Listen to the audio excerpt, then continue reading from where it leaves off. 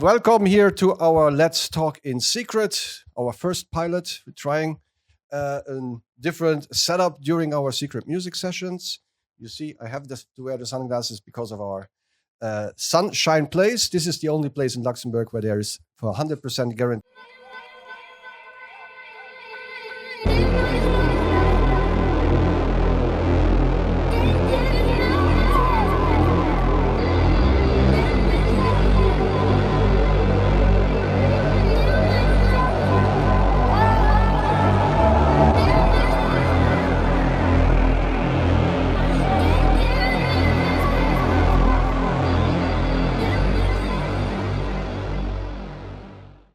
How the LGBTQ community influences or influenced in the past, and is it still influencing today the music industry, to what extent, and specifically in the electronic music industry.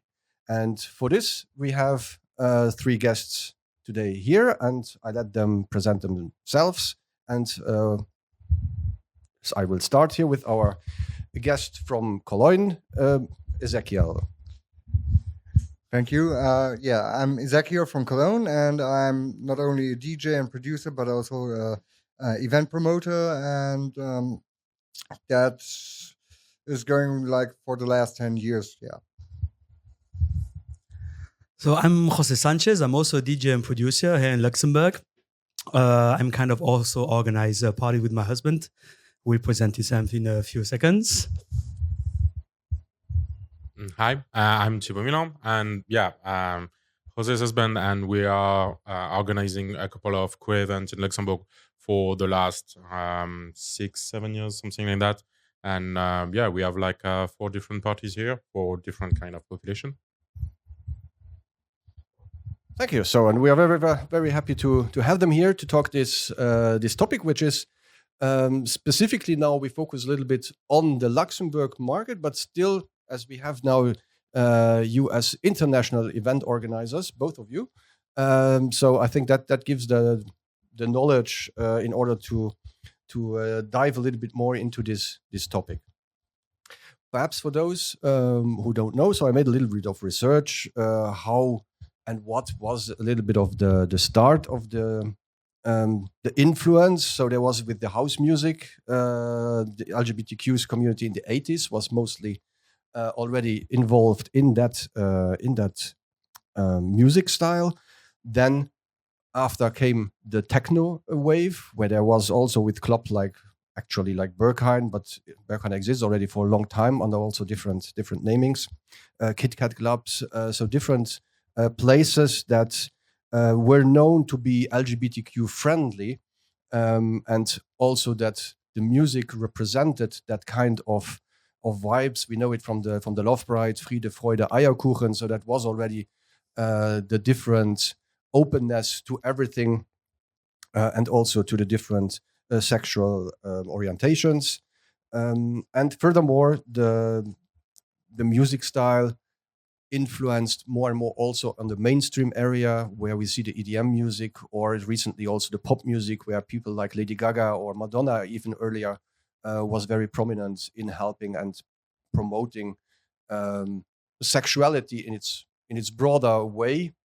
But yeah, that's just what I read now in the internet, or what ChatGPT helped me a little bit finding out. But I'm pretty sure you know a little bit more about it. And so let's just start with the first question: how is it evolving, and how did you experience your first beginnings in this industry with LGBTQ? Also with the music, and that's thematic. Wants to start?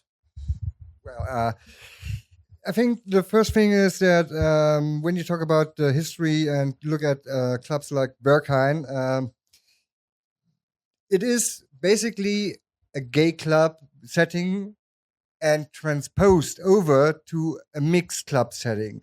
That's the history. So the mixed club setting, with the straights also getting involved, adopted ideas that were developed in the Berghain setting. So that's where inspirations came into the more mixed audience clubs. And you see this this progress, this development still. I mean, we had like a development towards like sex positive parties in the last couple of years, and they also lent ideas from gay clubbing and what their experiences were, and incorporated it in the mixed club settings.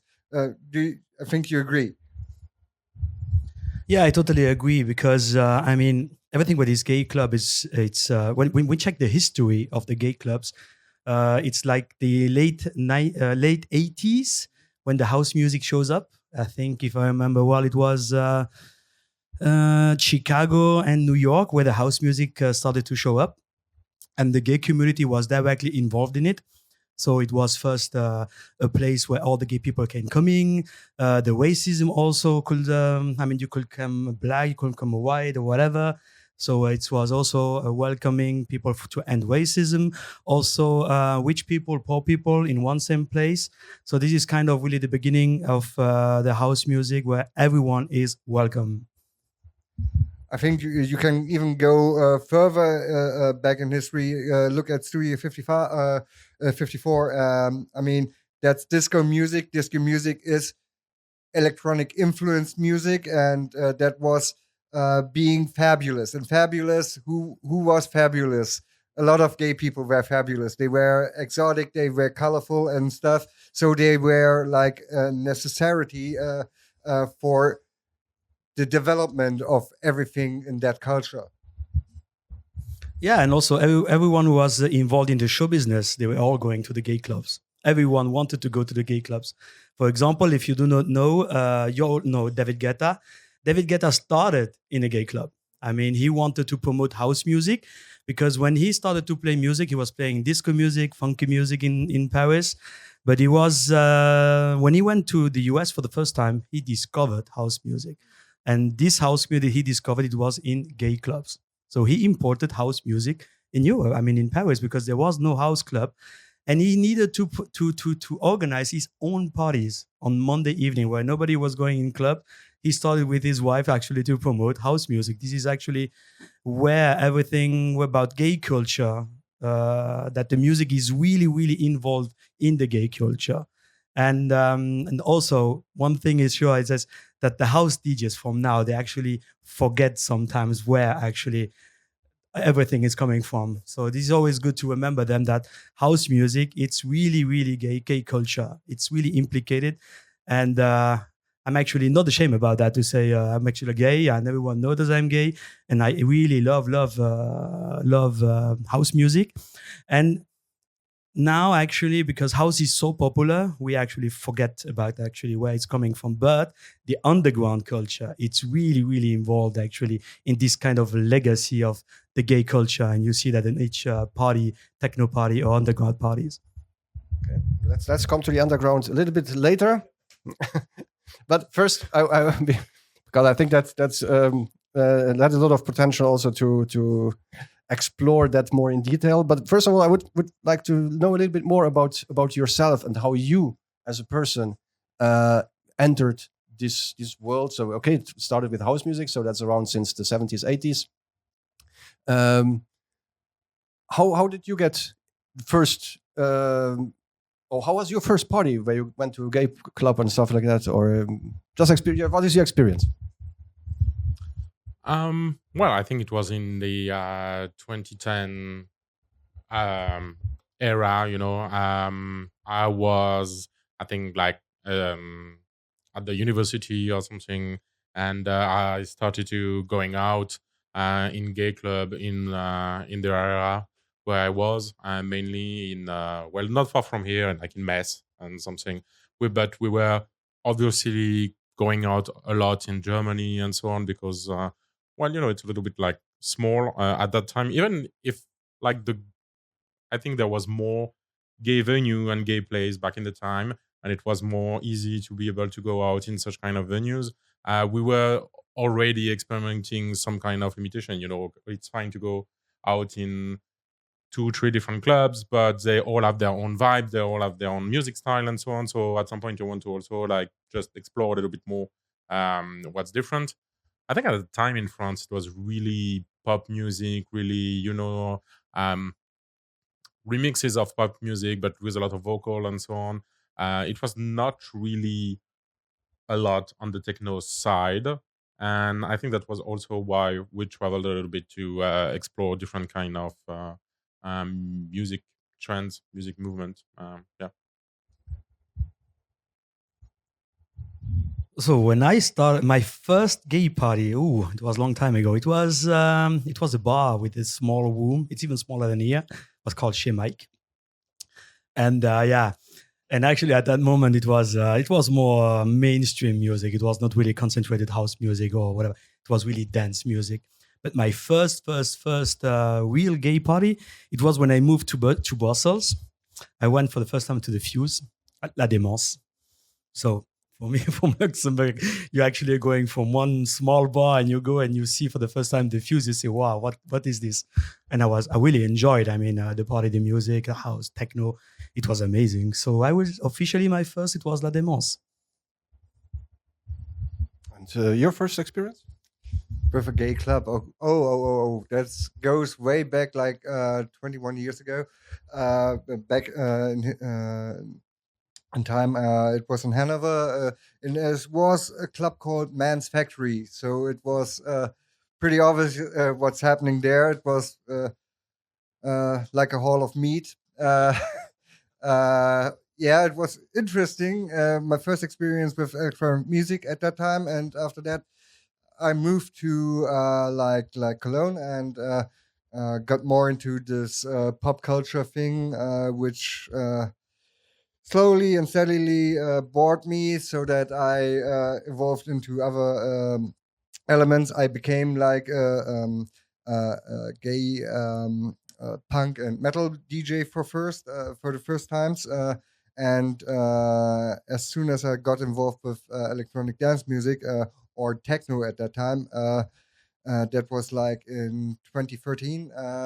I discovered techno parties, but also discovered that there's a basic and principal difference between gay techno and what other techno is, because you got this circuit techno, which is, for example, in Brussels, La Démence, or in Cologne, the Greencom, or whatever.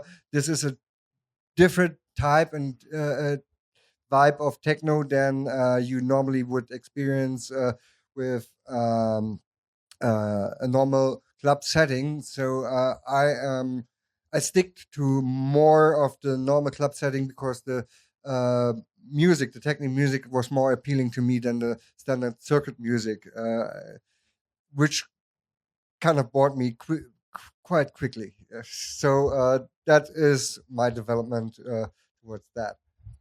But knowing this, did it influence? How did it influence you now as an event organizer afterwards? Do you think of things that you experienced back in the days, and now you integrate these that in your own events? Is there a link that can be drawn? Well, yes.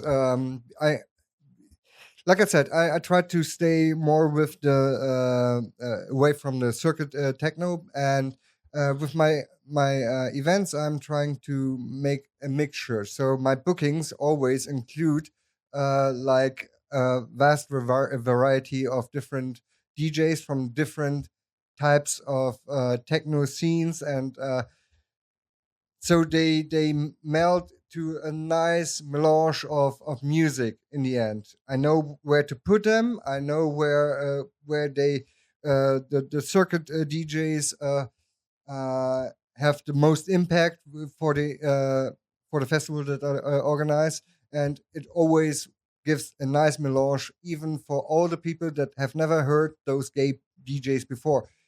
I mean, that's the first thing that astonished you. When you look at gay parties, there are always super DJs, superstar DJs coming from, and only gay people have heard of them. Those superstars are totally unknown to anybody out there. So that's so crazy.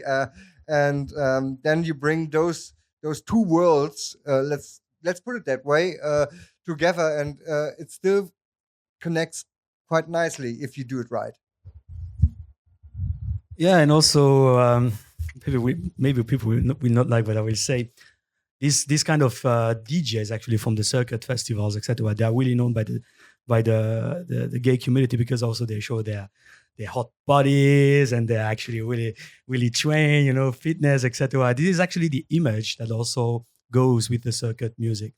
Now, I also could see that in this last year, there's now in this circuit festival, they always now also do a second room where they actually play a little bit more melodic techno, and you see really big names showing up. Some slowly but surely you start seeing actually techno Jeezy entering also in this kind of circuit gay scene without telling that it's circuit music because they actually do two rooms. Like Wincom at one moment, it's kind of if it's 12 o'clock noon, it's more techno music than circuit music.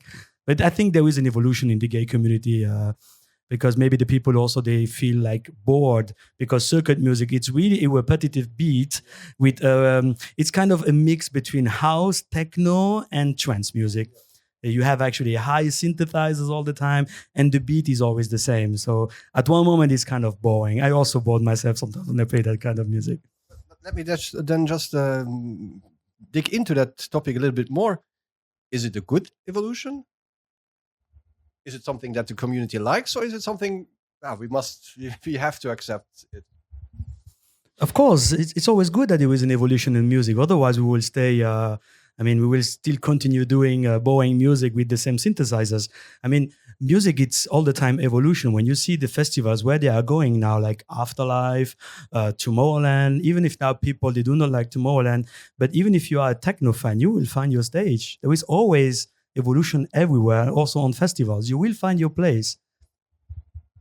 And you don't have to forget one of the problems those more traditional based gay circuit events, they had a declining audience. They had a really declining audience because the people, the kids grow up with the techno. They can go in each and every weekend, and maybe sometimes even during the week. They are not used to just going to a circuit music, so they start to love and learn to love other techno. So if you want to catch them, you have to play their music, and that was a problem that those circuit music events had. They didn't play the music for, and the audience declined and declined and declined. So they started off doing like opening up a second floor with a real techno in a sense of more mainstream techno, what you find in normal clubs,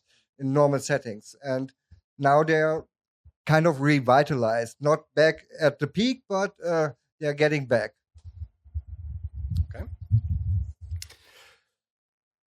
Knowing then this evolution in the music, we said it earlier. Also, these clubs like Berghain and these pure gay clubs, they also evolved because they were a safe space where you could go and be yourself.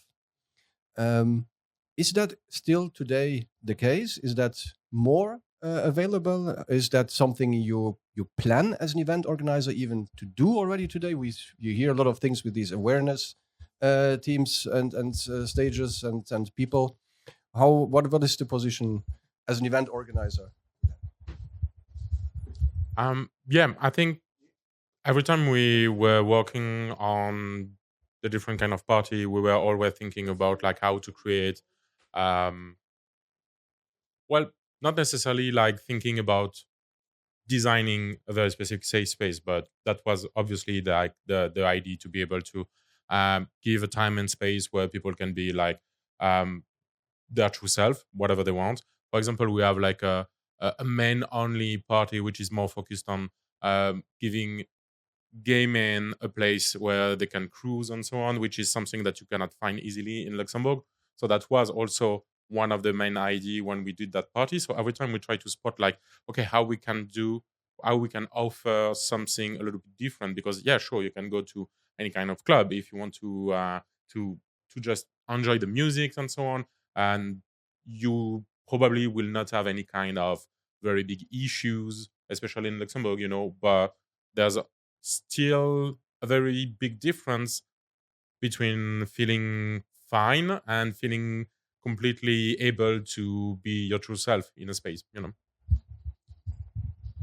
I think the main thing that you have to divide is there is not one type of event. There are different types of events. And the more, for example, sex positive the event is, the more you have to take care of your audience, the more you have to ensure that everybody is really safe. Because as we all know, the more the things get spicy, the more people try to forget their boundaries that they should have.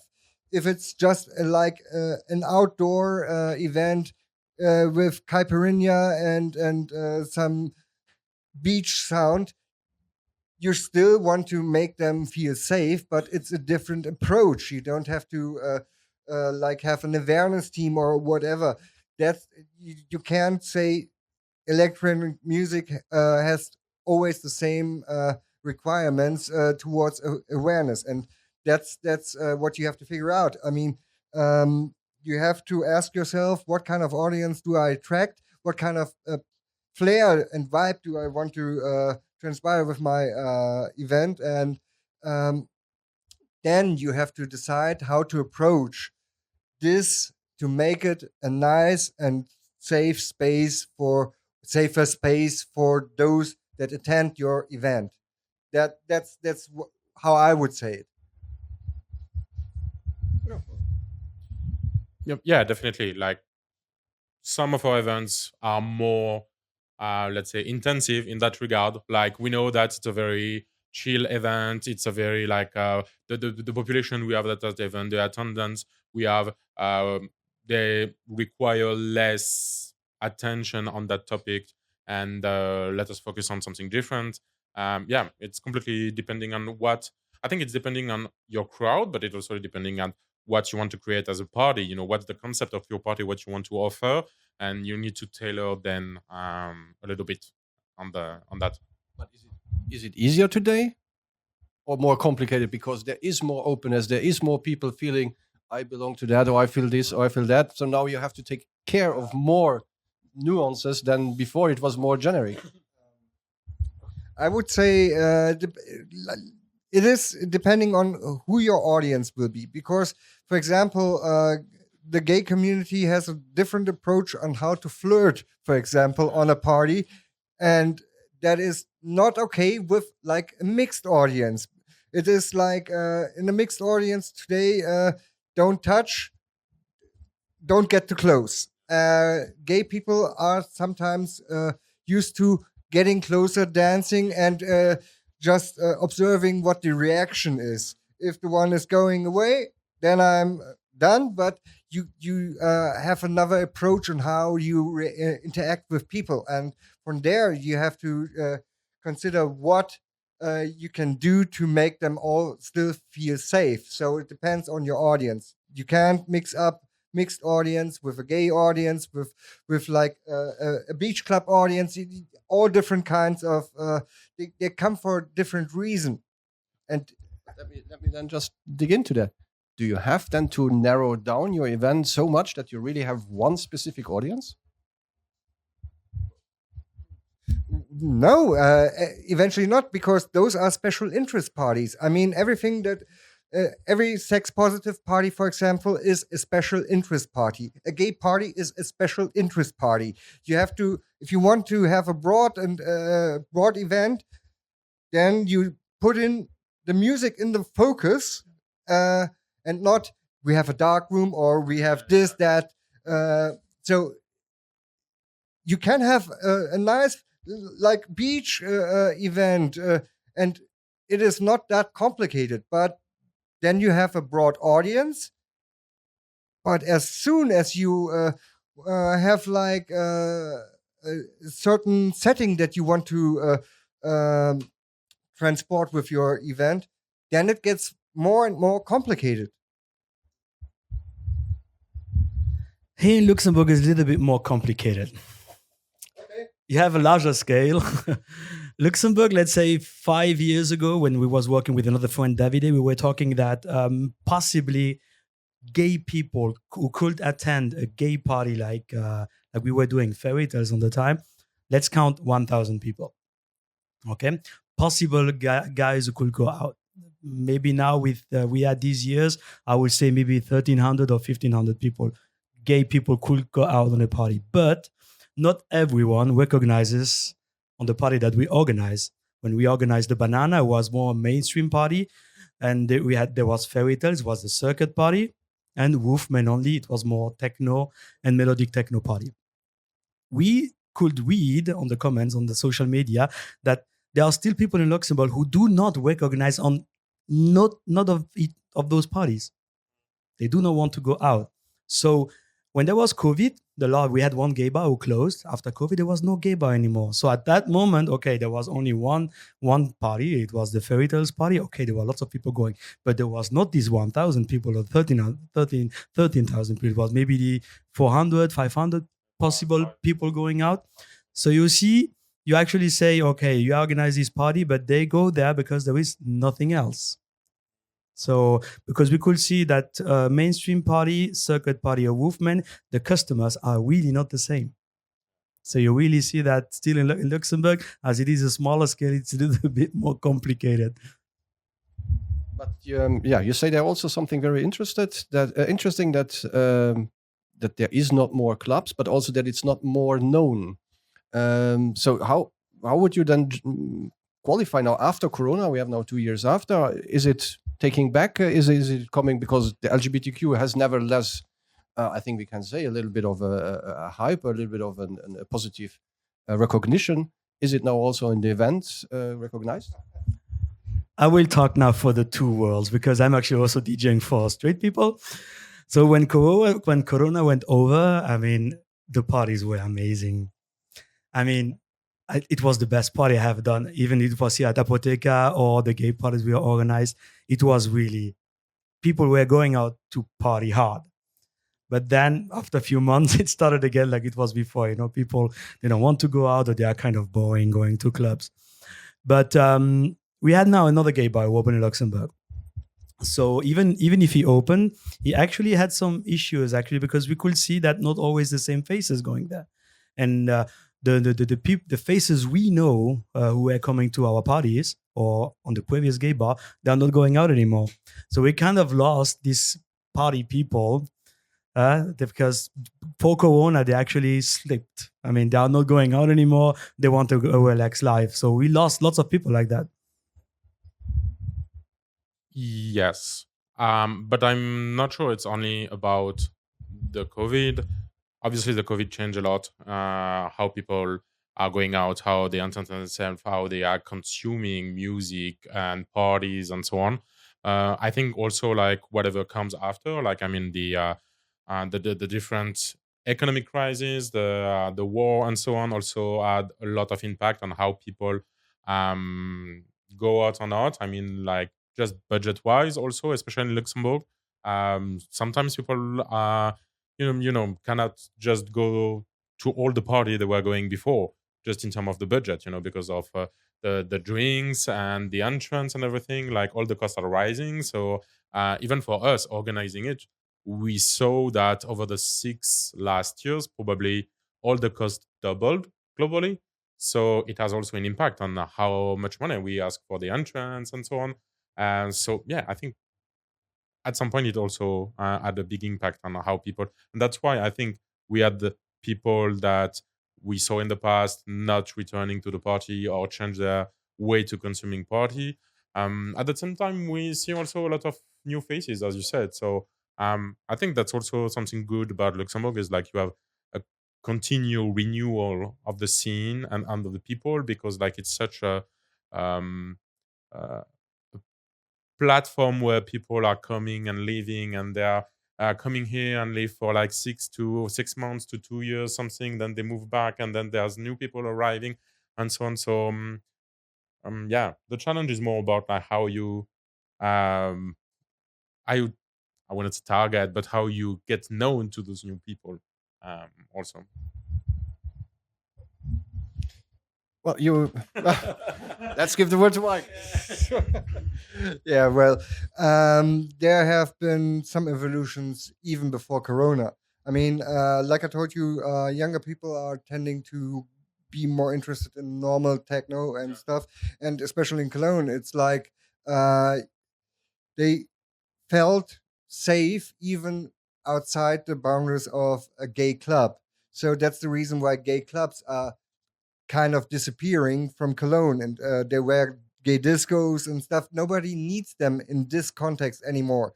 So there are some parties left, some formats that are like Greencom monthly or something like that. But there's not enough foundation for like real clubs anymore, because people know that they are safe in most electronic music clubs, and even the event organizers of gay events book those venues for their events, and it works out well, very well, because it doesn't matter if you make out with your friend or friends or whoever on a normal regular basis party with a straight or mixed audience in a club in Cologne. Nobody cares.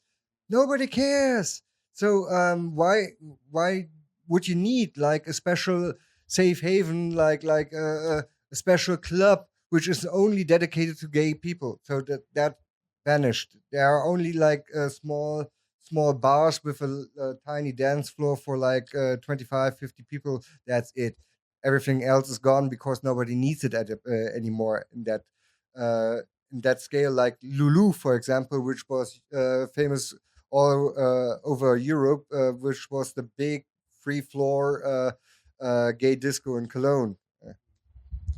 But you're mentioning then that in the clubs now there is an example, the gay parties, but as we are mixing the crowds, because the club is known, because what is the identity of the club now? Because where do I think that is also what you mean with the recognition. How do I find where I feel comfortable? What is that party where I can go, where I feel like I can be myself? So I want to live that gay club feeling from the past. Which party line does now give me that? Because the club is not of reference for me that I find my people. I have to go to the party line, which is now spreading over. I don't think so. No. Well, take it. I'll take it from the swinger world, an example. So we take that is also these clubs are known for different things. But yeah.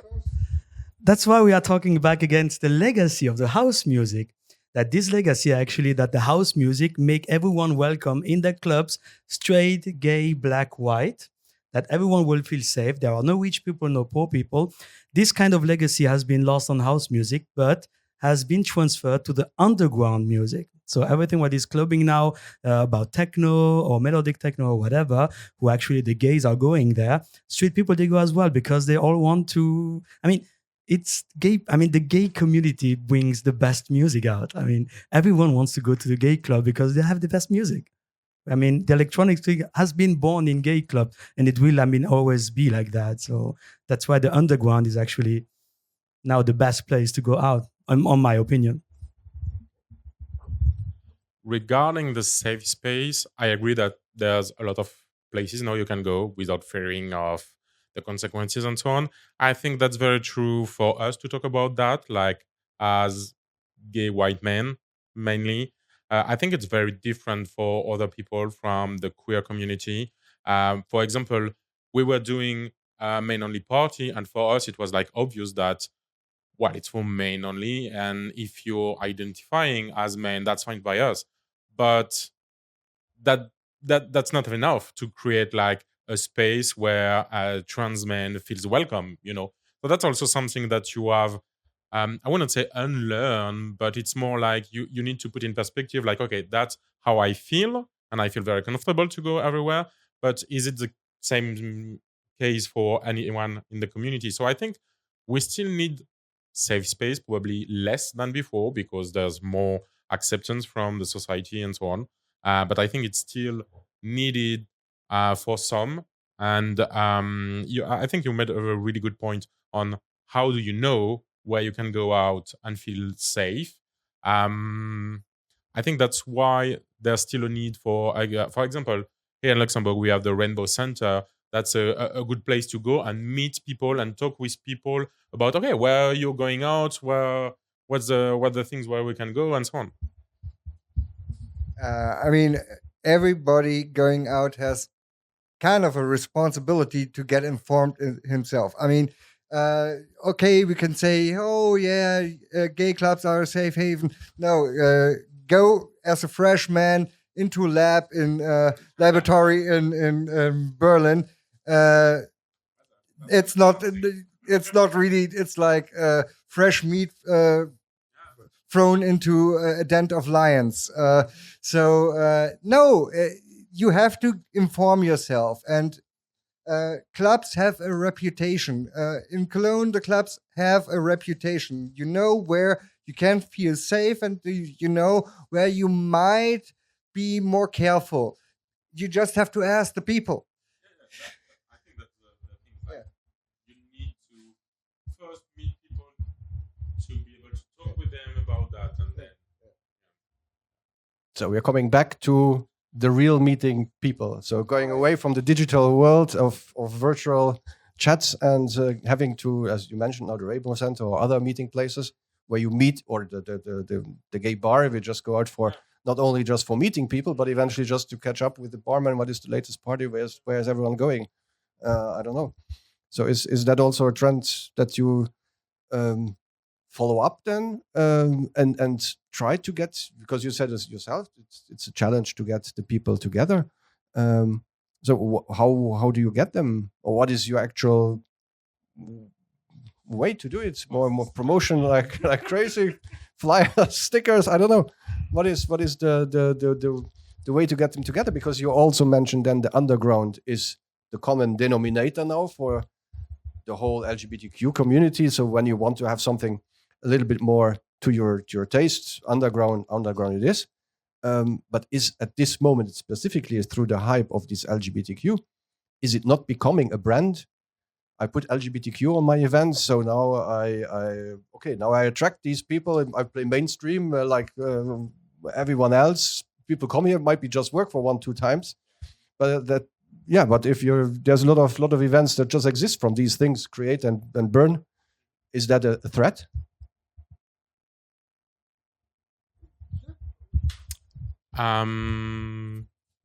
Yes. Thank you. Yeah, definitely. I think that's very difficult when you're facing a lot of people that just like put rainbow stickers on top of their communication and just said, "Oh, we're LGBTQ party," or so on and so forth. But you can, I mean, as you said, like people, if you go out and just don't look like 2 minutes, don't get information about where you're going out and so on, then yes, you're gonna be probably disappointed and you're gonna feel not very welcome and so on.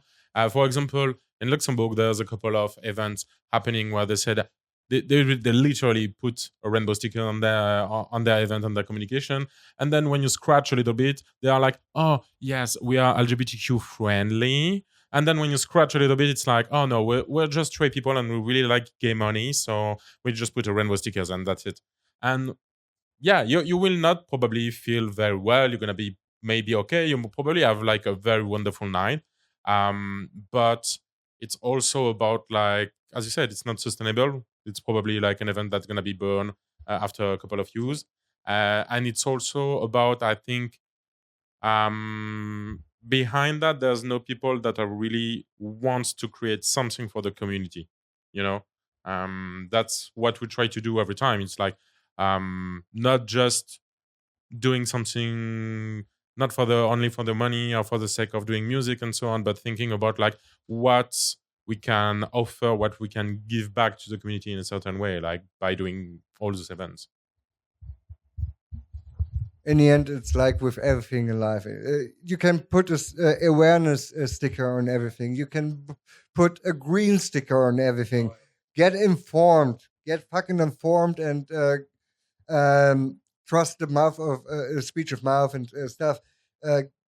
That's the only. Okay, if you're a tourist, okay, you're fucked. but but but in the end, but still, as a tourist, you can still get try to get informed. If you just see like a fabulous marketing a poster or whatever, don't fall for it. Get informed. Ask the people, what do you think about that? Is that going to be a place to be, or is it something that I should not think about? So, and if you are so dumb that you just see, oh, I have to go there because you have seen one flyer or one Insta story, then sorry, your own problem. You need friends. You need friends. Yeah, but I think that's why I was saying that we need a safe space, not as clubbing safe space, but more as where you can get those insight, when you can go and find your people and talk with them. It's I think it's more in that way that we still need those kind of space. Great. Sorry for the little disappearance. We are ready. The preparations are coming for the rest of the evening, so sorry for that. We mentioned it now then with these different approaches to make these events, but does it create tension between different event organizers? Is there now really kind of camps that's because also the clubs, the bars, the places, well, they take who brings the most people. So, and they are not, because now there is no. No? Okay. I don't really think so. There's probably, yes, some venues that at some point may consider having a different party and so on, but I don't think they're like really switching from a party to another just because like, oh, maybe you brought less people that another party and so on. I think most of the venue try to stay consistent because they want to attract the same crowd also.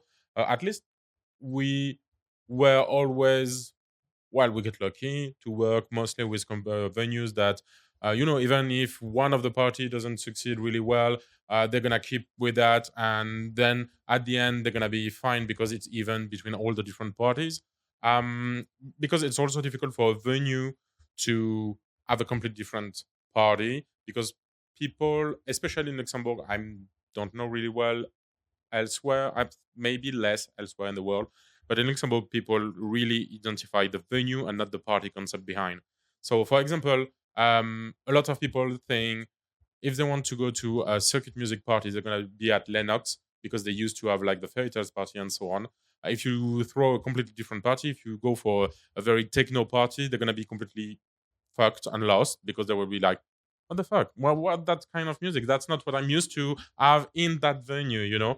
So I think it's also like the venue doesn't really it's not in their interest to change the style of the party they have, especially if it's not like if it's a non-dedicated to queer the events venue, then they need to stick with the same kind of concept. Well, that's different to Cologne because in Cologne you have like venues that, for example, the Art Theater, which has like a conceptual checking of what you want to do. They have gay party, queer party formats. They have hard techno formats. They have melodic techno formats. They see their assignment to preserve culture. So they are having a look at your concept. I mean, they have 2 floors. They got one big floor and the basement. And sometimes they have only parties where they know they will only open up the basement. They could do a party which would crowd both floors, but they don't care because their concept is to preserve some cultural aspects of electronic music and other cultures, subcultures. And same goes for a couple of other clubs. There are some locations which might consider like the almighty dollar or above all other things, but most real fundamental clubs in Cologne have at least some aspect of culture within their conception.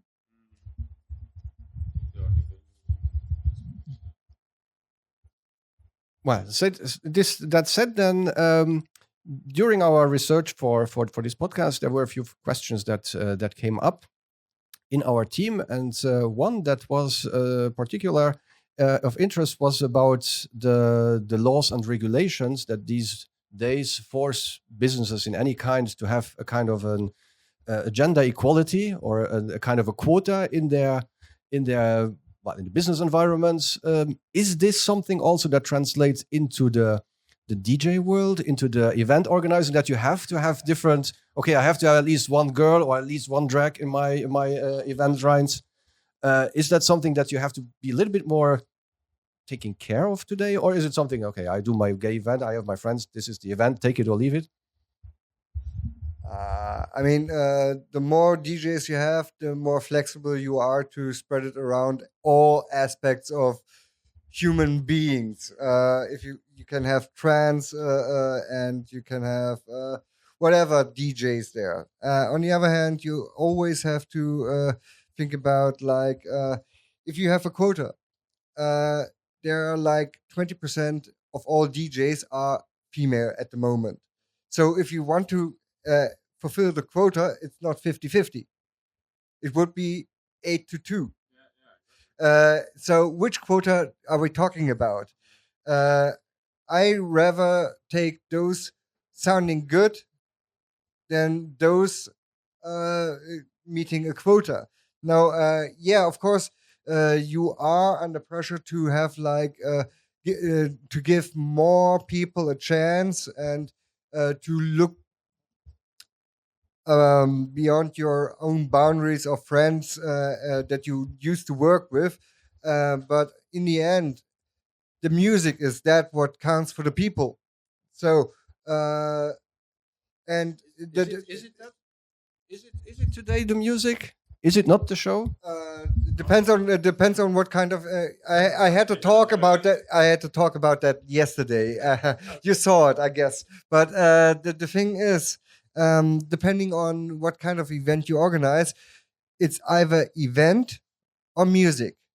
The more you are like in a more festival and entertainment setting, for example, there are sex positive parties which are out there.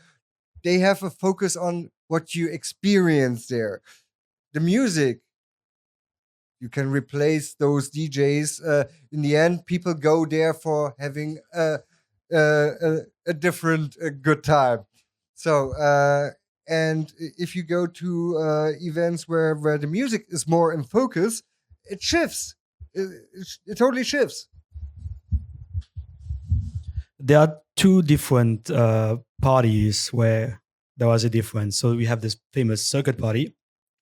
It kind of looks like you need a screen with visuals and you need actually go-go dancers. So this is I was at a few of them and I could see that even if the crowd, they only look at the screen and maybe on the go-go's dancing maybe at the beginning, but then they don't care anymore. They're all dancing shirtless because it's so hot in the room or whatever. And they are no more looking actually what is happening on stage. The difference on the other kind of party, let's talk about the more underground, the techno or whatever, you actually, if it's now not based on what's happening in the dark room, for example, you see actually the crowd looking all the time to the DJ because those guys actually, they come for the music. And it's actually for the DJ, it's amazing to feel like actually people are looking at you and enjoying your music. But on the circuit music, if I see it's the contrary. It's they actually look what's happening on stage, on the visual. Let's talk about the meat, and that's it, the meat. And that, yeah, as you said, it depends on the event that you are doing. If your goal is to do like an event that attracts a very large crowd of people, you probably want to have a more diverse set of performers and probably DJs. But for the DJ, I tend to go more also on the music. Like I would probably choose more in terms of what kind of music you're offering, what kind of music experience you're offering, and how it can goes well all together than trying to meet quota in terms of gender or whatever. and probably for some very specific party, like let's say you're doing a joint venture with other concept, and you're doing, for example, we already did like a joint venture between all men only party and with a woman only party. So obviously you want to have like the diversity because you want to represent the two different brands together, but that's like a very specific purpose.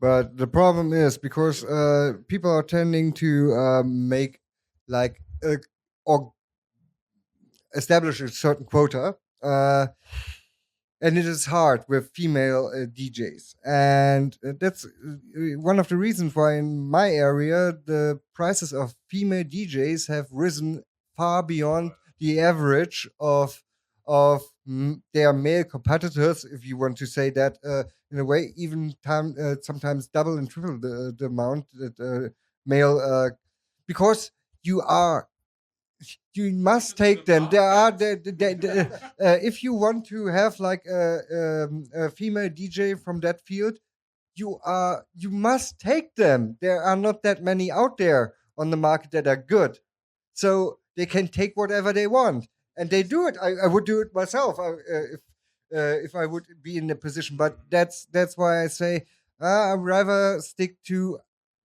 even if somebody blames me, not fulfilling a quota, but rather sticking to the music. If the music is above average, then I pay you above average. But if you're not like pure gold, I will not pay you with pure gold if I can get the same with somebody else. So we're closing time. No, not yet. Don't don't leave yet. But just closing that kind of topic. I wanted to investigate two more questions before we close the podcast. And the first one is, I want to add something. Talking about the fees, the artist fees. If you pay too high fees, then you endanger the break even of your event, and that's one of the reasons why you have to consider: do I fulfill the quota, or do I play safe and work it by the books to have my break even safe? based on not only the DJ but also about the clothing. So we talked about the underground. We talked about the female coming up now as a DJ. But mostly, what would be interesting now to know is the dress code, which changed in the last 2 years, where the underground dress code became more mainstream. And you see normal techno clubs, you see either the guys or the girls being half naked, which was back in the days more, everything was black, big. But today everything is more sexy, BDSM oriented, on a certain level. Is that a trend, or is that people going out in gay places is also their way to express themselves. For example, if now you have a guy or you have a girl who enjoys latex, it's true that you will not dress as latex in a Latino party or in a Latino club. So you can try, but actually the people, they will look at you, and maybe the person, what she does or he does not want is that the people look at him like he was sick or whatever. So that's why these gay parties, when it's a circuit party or it's a more underground party, it's the best play actually to enjoy yourself and accept your body and not be ashamed about who you are and about what you like to wear. And also, it's like always, I come back to the legacy. I mean, fashion, all new fashion always started in a gay club, because actually people, they actually experience dressing, they experience new clothing, new way of clothing. So this is why actually there is no real dress code in a big circuit party or an underground party. Yeah, but you have to remember that with the start of Corona, there came like this marketing hype where they picked the Berlin Berghain dressing style stuff as their primary objective to transport it to everybody, because there were brands out there forming and financing everything in marketing who had interest in their style, their specific style, to be transported, because they wanted this promotion to be utilized to sell. This is upselling. And people started to think, because they were not connected to the techno scene before that, that is the way you have to dress with techno. So it got more and more and more and spread. This belief of a certain dress code with techno is a disbelief with those who came into techno with Corona, beginning of Corona, and it spread it, but they have never experienced the real club life before that, so they didn't know that that is not the way that you normally went into a club. No, you didn't have to show your nipple piercings at the entrance. No, you did not have to wear a harness or whatever. You could go into a club wearing whatever you like, but they didn't know that. They got taught differently through social media. And who could have told them otherwise? I mean, they only experienced everything through social media for 2 years, almost 3 years. And then you are really thinking that's the way it should be. And ta-da! There they are, fetish at every event.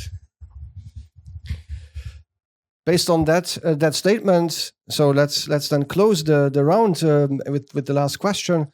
Where do you see the future of electronic music and the influence on the LGBTQ community here in Luxembourg or your events? What is the short vision or long-term vision for it?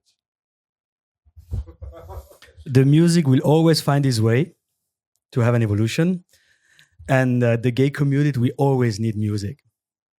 I mean, music is kind of important in each person's life. So each song remembers a past souvenir or whatever. So music will always be there, and music will always find its way. I think that we can already see there's a very huge diversification in terms of music genre in the LGBTQ scene. There's a lot of there was always a little bit of pop parties. There's more and more on Afro parties and so on and so forth. So there's a very big diversification, but you can also see that in the very mainstream music that there's still a way on how electronic music influence every other style.